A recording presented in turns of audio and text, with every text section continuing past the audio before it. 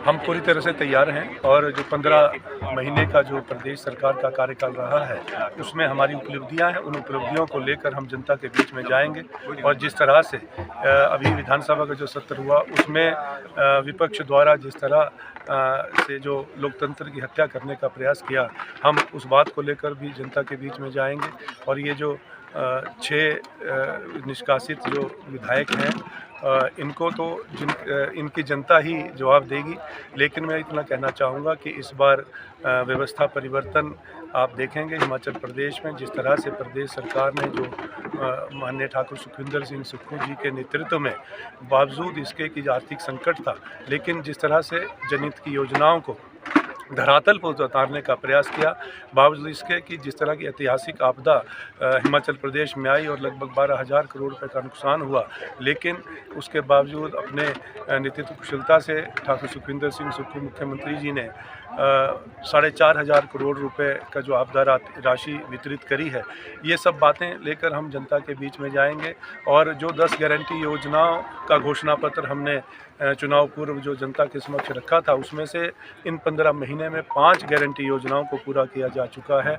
और जिसमें सबसे महत्वपूर्ण जो योजना जिसके लिए विपक्ष जो है बार बार तंज कसते थे, 1500 रुपये की राशि सम्मान निधि के रूप में जो हमारी मातृशक्ति को देना सुनिश्चित किया है, उसकी घोषणा हो चुकी है, उसकी शुरुआत हो चुकी है। 24 फरवरी को लाहौल स्पीति से माननीय मुख्यमंत्री जी द्वारा शुरुआत की जा चुकी है और लगभग 2,43,000 महिलाओं को हिमाचल प्रदेश में ये राशि मिलनी शुरू हो गई है। तो ये बहुत बड़ी उपलब्धि है और ये दर्शाता है कि जो हम कहते हैं वो करते हैं और हम झूठे वादे नहीं करते। और इन लोकसभा चुनाव में चारों की चारों सीट पर जो है हमारे उम्मीदवार जीत हासिल करेंगे। और प्रदेश में जिस तरह सा का ये जो मंजर जो इन्होंने क्रिएट किया, हिमाचल प्रदेश एक देवभूमि है और इस तरह की घटनाओं का जो स्थान जो है, मैं समझता हूँ स्वस्थ राजनीति में नहीं होना चाहिए और ना ही होता है।